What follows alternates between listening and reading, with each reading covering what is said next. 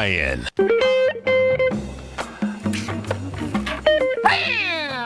Welcome, folks. This is Tom O'Brien of TFNN. We go 5 days a week. We go 10 hours a day. We go 24 hours a day on the internet at TFNN.com. Always remember, folks, whatever you think about, you bring about. Whatever you focus on grows. Hope everyone's having a great day, safe day. It's a TGIF, folks. Let's make it a great one.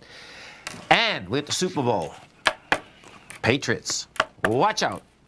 Serve the one you love. Once you decide to be a couple, they're there to serve the one you love, to serve your love to your lover. In every kiss and every touch, you feel you're there to please the one you love without expecting anything back. Market-wise, let's take a look at it out here. We have the Dow Industrials up 3, NASDAQ down 33, S&P's up 6.5. Gold contract up down $2.70, trading at $13.22 an ounce. Silver down 15 cents, $15.92 an ounce. Light sweet crude up $1.56, $55.35 a barrel. Notes and bonds. You got the 10-year note down 16 ticks, 121.30. 30-year bond down 21, 146.01. King dollar down 9 ticks, trading 95.295. The euro is at 114.61 to 1 U.S. dollar. The yen is at 109.51. The pound is at 130.81. Our phone number is 877-927-6648. Give us a call, folks. I know what's going on in your world. In the world of the S&Ps, let's take a look at it. It's pretty amazing how this market is setting up, folks. It's almost setting up too well. So what do I mean by that? Okay, so if we go over to the S&P first, what you're going to see is this. I'm going to use the SPY to do this exercise, right? So the SPY out here today gets to a price point of $271.20. When you take a look at this, if we just do the fib sequence on it, what you're going to see from the highs to the lows, bottom line is that, whoa, I really did that one, okay. From the highs to the lows, you're talking about 270, let me get you the exact number actually, so,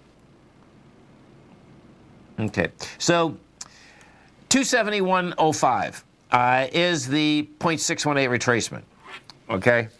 Bottom line, which is pretty amazing, is that the low of the October 11th downdraft there, okay, happens to be a 270.36. Well, we got to 271.20. We have 58 million shares right now. That's going to probably do about 85. Yesterday, what we had done is that we did 104. Now, what's really cool here is this. So picture this. Yesterday, you came in with volume. So in order to basically get a signal that this market wants to take another turn, meaning downtown, you'd have to get above that high, fail at that high, and fail at light volume. It looks like we're going to do all of the above. The high of yesterday was 270.47. Your volume was 104. We're not going to do 104. We're at 58. So now what you have is that you're going into the October 11th time frame, and you get a rejection of price. That's in the SPY. Well, the same setup has also come in the Qs.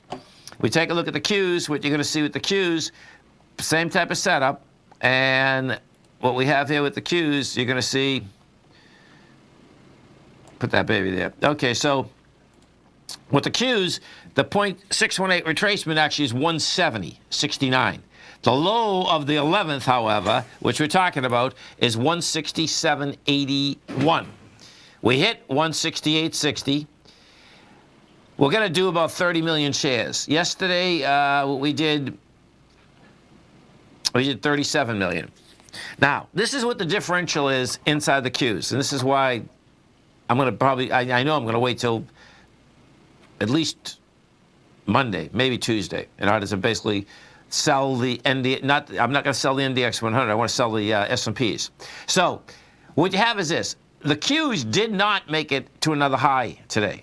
So now what you actually have with the Qs, yesterday you came in with volume, still much lighter than what you're going into, but now you're back down with light volume.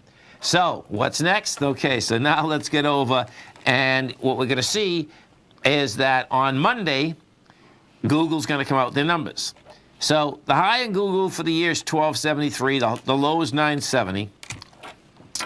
You take a look at Google right now, you know, bottom line, Google also came in with volume yesterday. was going into a swing point of 1.9 million, and we did 1.5. You know, not enough, but had volume.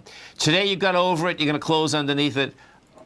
The bottom line is that I'm going to wait till Google basically comes out with numbers, because the NDX 100 still looks to me that it wants to test the high of Friday. Now, I want to get really wild out here. The composite, the NASDAQ composite, is really a whole different animal. And what we have with the composite is this. So the composite came in yesterday with monster volume. We actually took out a B point. We took it out with volume. So that is a confirmed ABC structure on the way up. And this is like divergence in a huge way. Bottom line, you know, we'll see how this shakes out, because it's a very large ABC structure too, folks.